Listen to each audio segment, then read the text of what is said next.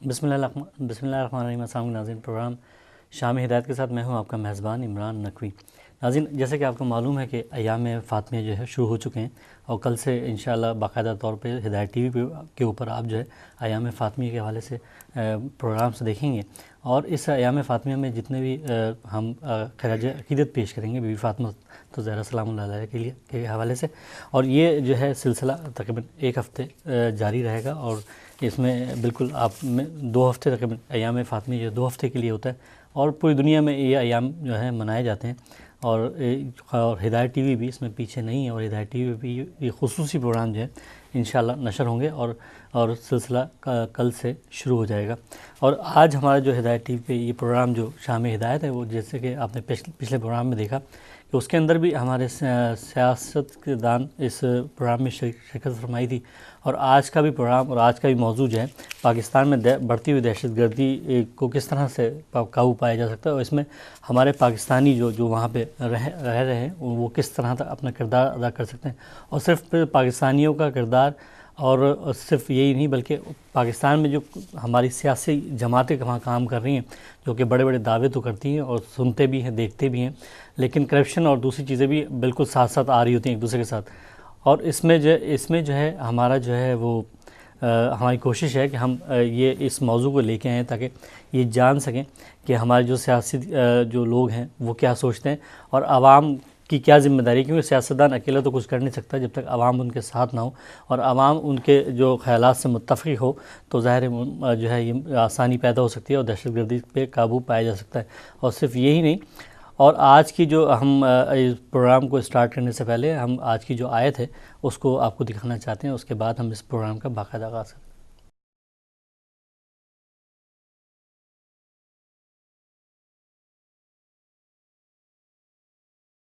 ناظرین، آج کے ہمارے اس پروگرام میں جو مہمانان گرامی اس پروگرام میں خصوصی طور پر شرکت فرما رہے ہیں، اس میں جناب سربراہ ہے عوامی مسلم لیگ کے جناب شیخ رشید صاحب، وہ بھی پاکستان سے ہمارے اس پروگرام میں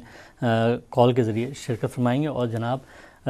صاحبزادہ احمد رضا قصوری صاحب جو کہ سینئر صدر ہیں آل پاکستان مسلم لیگ کے، وہ بھی ہمارے اس پروگرام میں شرکت فرمائیں گے۔ اور اس پروگرام میں جو ہمارے ساتھ جو مہمانان گرامی ہمارے اسٹوڈیو میں موجود ہیں اور ہمارے ساتھ اس پروگرام میں اس ٹاپک پہ بات کریں گے، ان میں جناب سید ساجد حسین صاحب جو ہیں پاکستان عوامی تحریک کے، بہت شکریہ آپ کا کہ آپ ہمارے اس پروگرام میں شرکت فرما رہے ہیں، اور جناب اسی میں جناب جناب تقویم احسن صدیقی صاحب پاکستان تحریک انصاف کے سیکرٹری جنرل ہیں، یو کے میں، آپ نے ان کو بہت دیکھا بھی ہوگا، اور اس کے علاوہ ہمارے ساتھ بہت ہی مشہور و معروف شخصیت جو کہ آل پاکستان مسلم لیگ کے حوالے سے لوگ جانتے اور پہچانتے ہیں، چیف ایڈوائزر ہیں، اور جو ہے اس کے علاوہ صدر ہیں یو کے یورپ کے، اور بہت کام ہے، جب مشرف صاحب یہاں ہوتے ہیں تو عموماً لوگوں نے ان کو بہت زیادہ دیکھو، جناب الطاف شاہد صاحب اور میں ان کا خاص طور پہ شکریہ اس لیے بھی ادا کروں گا کہ جناب الطاف شاہد صاحب جو ہیں مانچسٹر سے اس پروگرام میں شرکت کرنے کے لیے تشریف لائیں، بہت شکریہ الطاف شاہد صاحب آپ کا کہ آپ ہمارے اس پروگرام میں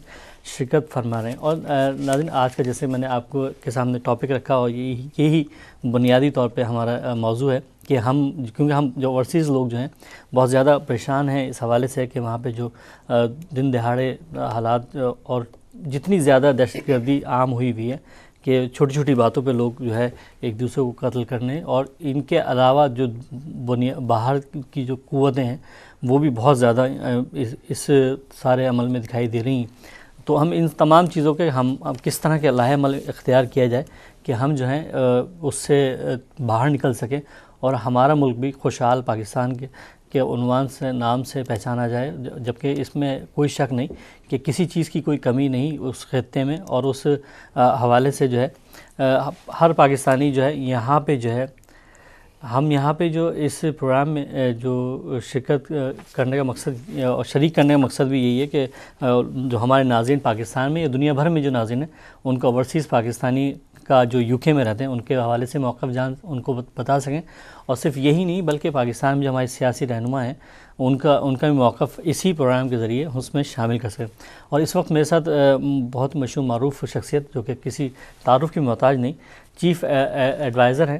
آل پاکستان مسلم لیگ پاکستان کے مشہور معروف شخصیت جناب احمد رضا قصوری صاحب۔ السلام علیکم سر۔ وعلیکم السلام۔ بہت بہت شکریہ آپ کا کہ آپ ہمارے اس پروگرام میں شرکت فرما رہے ہیں، جس کا موضوع جو ہے کہ پاکستان میں بڑھتی ہوئی دہشت گردی پہ کس طرح قابو پایا جا سکتا ہے، اور پاکستانی عوام کے ساتھ ساتھ پاکستانی سیاستدان جو ہیں اس میں کیا کردار ادا کر سکتے ہیں. تو آپ اس بارے میں کیا فرماتے ہیں؟ دیکھیں، بات یہ ہے کہ یہ جو دہشت گردی اس وقت پاکستان میں ہو رہی ہے، جی اس کے لیے جو ضرورت ہے وہ یہ ہے کہ جیسے کہ ضرب عضب جی کا انعقاد افواج پاکستان نے جی خود انیشیٹو لے کے کیا اور سیاسی حکومت اس کے بعد اس کو فالو اپ کیا. جی حالانکہ ضرورت یہ تھی کہ سیاسی حکومت جو ہے PMLN کی وہ ایک پالیسی ڈیسیژن لیتے اور اس کو افواج پاکستان آگے لے کے چلتی. لیکن یہاں الٹا ہوا کہ افواج پاکستان نے انیشیٹو لیا، کیونکہ سیاسی حکومت جو تھی وہ تو ان کے ساتھ نیگوسیشن کرنے کو تیار تھی، اپنے وفد بھیج رہی تھی، اور جو اپنا دہشت گردی عروج پر جا رہی تھی. تو ایسی صورتحال میں افواج پاکستان نے اپنی ذمہ داری سمجھتے ہوئے کہ پاکستان کی بقا، سالمیت، عظمت اور استحکام اور اس کے اندر پرامن ماحول قائم کرنا ان کی ایک قانونی، آئینی اور اخلاقی ذمہ داری ہے. انہوں نے ضرب عضب کے نام سے ایک آپریشن سٹارٹ کیا، جس کو کہ پولیٹیکل گورنمنٹ نے اس کے بعد بعد ناخواستہ اس کو اڈاپٹ کیا. چیز یہ ہے کہ اس قسم کا جو آپریشن ہے اس میں جب تک کہ تمام پولیٹیکل ایلیمنٹ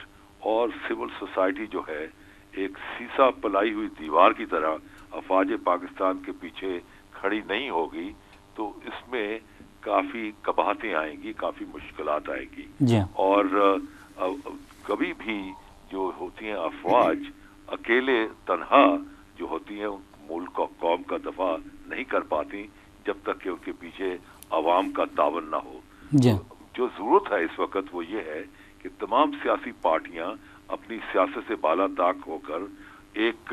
نصب العین بنا کر کے ہم نے پاکستان کو ایک امن کا گہوارہ بنانا ہے. تمام سیاسی پارٹیوں کو اپنی چھوٹی چھوٹی سیاست کو بالا طاق رکھتے ہوئے ایک قومی کنسنسس ڈیولپ کر کے افواج پاکستان کے پیچھے ایک سیسا پلائی ہوئی دیوار کی طرح کھڑا ہونا پڑے گا. اور جب وہ کھڑے ہوں گے تو اس میں جو ہے افواج پاکستان کی جو پرفارمنس ہے اس میں بہتری سے بہتر پوزیشن ایک ڈیولپمنٹ ہوگی. تو یہ اس وقت کا تقاضا ہے. جی اچھا، اس میں آپ سے ایک بات پوچھنا چاہوں گا کہ طالبان جو ہیں وہ پاکستان کے لیے نقصان دہ ہیں بہت زیادہ، اور اس میں آپ نے دیکھا ہوگا کہ مشرف صاحب کے اوپر بھی حملے ہوئے اور ان پہ اور ہماری تنصیبات پہ بھی حملے ہوئے، اور پاکستان فوج جو ہے وہ بھی ضرب عضب کی شکل میں جو ہے آج بھی ان سے برسر پیکار ہے. اور لیکن اس کے باوجود جو ہے ہم نے ایک بیان ابھی گزشتہ دنوں دیکھا کہ جس میں انہوں نے جناب آپ کے قائد پرویز مشرف صاحب نے یہ فرمایا کہ طالبان جو ہے گورنمنٹ آف افغانستان کو چاہیے کہ وہ طالبان کو جو ہے اس میں شراکت دیں. تو یہ کیا وجہ ہے، مطلب اس طرح کا بیان کیوں آیا جناب مشرف صاحب کو؟ دیکھیں، وہ جو طالبان ہے وہ افغانستان کا اپنا ان کا معاملہ ہے، کیونکہ اس وقت جو افغانستان میں جو وہاں سیاسی سچویشن ہے وہاں طالبان جو ہیں افغانستان کے ایک بہت بڑے حصے پر ان کا ایک چھاپ ہے، ایک ان کا ایک کنٹرول ہے. لہٰذا وہ جو جنرل مشرف صاحب کا جو بیان تھا وہ افغانستان کی سیاست کو سامنے رکھتے ہوئے، اس کو مد نظر رکھتے ہوئے کہا گیا کہ اگر استحکام پیدا کرنا ہے، اگر امن قائم کرنا ہے تو طالبان کے ساتھ کوئی انڈرسٹینڈنگ یا سمجھوتا ہونا ہوگا. کیونکہ اگر جو اس وقت افغانستان کی جو حکومت ہے وہ بڑے بڑے شہروں میں ہے، لیکن اس کا جو اپنا وہ ایریا ہے جو کہ اپنا جو دیہاتی علاقہ ہے، جو کہ ٹرائبل ایریاز ہیں افغانستان کے، وہاں طالبان کا ایک کنٹرول ہے. تو لہٰذا اس تناظر میں جنرل مشرف نے کہا کہ اگر جب تک کہ جو افغانستان کی موجودہ حکومت ہے جس کے سربراہ عثمان غنی صاحب ہیں اور اس کے جو چیف ایگزیکٹو ہیں عبداللہ ہیں، ان کو ایک ایک فعال ایڈمنسٹریشن ڈیولپ کرنے کے لیے طالبان کے ساتھ بھی کچھ انڈرسٹینڈنگ کرنی پڑے گی. تو وہ طالبان ٹوٹلی ڈفرینٹ ہے, وہ پاکستانی طالبان کا اس میں تذکرہ نہیں ہے. لیکن قصوری صاحب یہ تو پتہ چلتا ہے کہ جو بھی تانے بانے ملتے ہیں طالبان جو پاکستان میں طالبان ہیں ان کا کنیکشن تو وہی ہیں, اور جتنے بھی آپ دیکھیں اگر پنجابی طالبان دیکھ لیں یا دوسرے طالبان جو ہیں ان کا کنیکشن تو وہی ہے, سب وہیں سے مراد آ رہی ہیں, وہی آپس میں ایڈجسٹمنٹ کرتے ہیں, اسی کی وجہ سے ہمارے ملک میں دہشت گردی ہے. دیکھیں بات یہ ہے کہ پہلے ہمیں پرابلم تھی اس کی کہ ہم جب ان کو ٹرائبل ایریا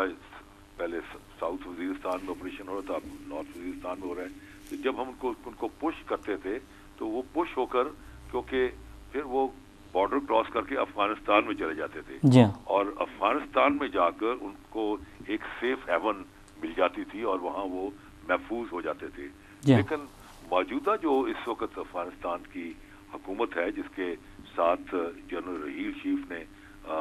چند دفعہ جا کر وہاں نیگوشیشن کی ہیں, تو اس نیگوشیشن کا جو ایڈوانٹیج اب یہ ہوا ہے کہ افغان حکومت نے ہمارے ساتھ تعاون کرنا شروع کر دیا ہے, اور وہ جو طالبان جو پاکستانی ہیں جو کہ یہاں واردات کر کے افغانستان میں چلے جاتے تھے, اب وہ ان کو ہینڈ اوور کر رہے ہیں. مثال طور پر جو پشاور کے اندر وقوع ہوا ایک بڑا ہی انفارچونیٹ جسے ہم پاکستان کا 9/11 کہتے ہیں, جس میں کہ 150 کے لگ بھگ بچے اور ٹیچرز جو ہے وہ شہید ہوئے, لقمہ اجل ہوئے. تو اس میں ابھی تک جو افغانستان کی حکومت نے 4-5 جو مطلوب لوگ تھے ان کو حکومت پاکستان کے حوالے کیا ہے. یہ جو انڈرسٹینڈنگ ڈیولپ ہوئی ہے, یہ جنرل رحیل شریف کے جو گاہے بگائے افغانستان کے دورے ہو رہے ہیں اور جو انہوں نے ایک وہاں ایکویشن ڈیولپ کی ہے اور جو ان کو ایک انڈرسٹینڈنگ ڈیولپ کی ہے پاکستان اور افغانستان کے درمیان کہ یہ جو طالبان ہیں یہ دونوں ممالک کے لیے ایک خطرہ ہیں اور ایک امن کے لیے ایک بہت بڑا ایک رکاوٹ ہے. تو اس صورتحال کو بھانپتے ہوئے اور سمجھتے ہوئے جو موجودہ افغانستان کی حکومت ہے وہ جو خاص طور پر پاکستانی طالبان ہیں ان کو وہ وہاں پروٹیکشن نہیں دے رہی. آپ کیا سمجھتے ہیں, آپ جو ہے پاکستان کے اندر جو مطلب صورتحال ہے, جو پاکستان میں طالبان ہیں یا جو داعش کو دعوت دے رہے ہیں لوگ, اور جو مولوی عبدالعزیز جس کے خلاف آپریشن بھی کیا جناب مشرف صاحب نے اس وقت, تو آپ کیا سمجھتے ہیں مطلب ان کے آپ خلاف ہیں اور جو افغانستان کے ان کے حق میں آپ کے وہ صحیح ہے ان کو شامل کیا جائے, اور جو ہمارے ہیں ان کے ساتھ کیا کیا جائے؟ دیکھیں وہاں کے جو طالبان ہیں وہ ماضی میں نان اسٹیٹ ایکٹر نہیں تھے, انہوں باقاعدہ افغانستان کی حکومت چلا رہے تھے اور 9/11 کے بعد امریکنز نے ان کی حکومت کو ڈسلوج کیا. ان کے امبیسڈر تھے, ان کا امبیسڈر پاکستان میں تھا, UAE میں تھا, سعودی عربیہ میں تھا اور ایک پراپر حکومت رن کر رہے تھے. لیکن ہمارے طالبان جو ہے وہ نان اسٹیٹ ایکٹر ہیں جو, اور نان اسٹیٹ ایکٹر جب دہشت گردی کرتے ہیں تو وہ بڑی خطرناک ہوتی کیونکہ آپ ان کو آئیڈینٹیفائی نہیں کر سکتے. یہاں تو جو طالبان ہیں وہ جو افغانستان کے ہیں وہ تو امریکہ کی جو پریزنس ہے ان کا جو آکوپیشنل رول ہے اس کے خلاف ہیں, اور وہ کہہ رہے ہیں کہ بھائی امریکنز جو ہیں وہ جو انخلا کریں وہاں سے افغانستان سے, کیونکہ افغانستان ایک ساورن ریاست ہے تو وہاں ان کا رہنا جو ہے وہ ان کی ساورنٹی کو کمپرومائز کرتا ہے, لہذا وہ ان کا جو رول ہے ٹوٹلی ڈفرینٹ ہے. اچھا قصوری صاحب, میں آپ سے بالکل صحیح آپ نے فرمایا, اور میں آپ سے ایک آخری سوال پوچھنا چاہوں گا جو کہ بالکل آج کے حالات کے اوپر ہے. ابھی سینٹ کے اندر جو ہے کل الیکشن ہے, اور الیکشن میں آپ نے دیکھا کہ پورے ملک میں جو ہے عمران خان صاحب نے جو ہے وہ چیز لے آئے اور سب نے کرپشن جو ہے وہ سامنے آئی کہ بھائی سینٹ کے اس کے اندر جو ہے بہت زیادہ کرپشن آپ کو دکھائی, جبکہ پرویز مشرف صاحب نے 10 سال آپ کے ملک میں حکومت کی, آپ کی پارٹی کے سربراہ ہیں, تو کیا وجہ ہوئی کہ اس وقت انہوں نے, کرپشن تو 88-89 سے چل رہی ہے, تو اس وقت انہوں نے کیوں نہیں روکا, اس کی کیا وجہ تھی؟ دیکھیں بات یہ ہے کہ یہ جو کرپشن ہے یہ جو ہے یہ ہماری اکثریت میں ہماری جڑوں میں آ چکی ہوئی انفارچونیٹلی، اور اس کے لیے بڑی ٹف ہینڈلنگ کی ضرورت ہے، کیونکہ یہ آپ کا جو بدقسمتی سے آپ کا پٹواری کرپٹ ہے، آپ کا پولیس کانسٹیبل کرپٹ ہے، آئی جی وائی جی تو بعد کی بات ہے، جی ہاں، جو آپ کے جہاں ریاست کی کمانڈ فنش ہوتی ہے وہ تمام ایلیمنٹ جو ہیں، آپ کا جو کسٹم کا جو سپائی ہے وہ کرپٹ ہے، آپ کا جو انکم ٹیکس کا جو کلرک اور انکم ٹیکس کا جو انسپیکٹر ہے وہ کرپٹ ہے، ٹوٹل کرپشن۔ یہاں تو ایک بڑے ٹف آدمی کی ضرورت ہے، اور جب تک اس قسم کا آدمی نہیں ہوگا جو کہ ایک ایون ہینڈڈ جسٹس کر سکے اور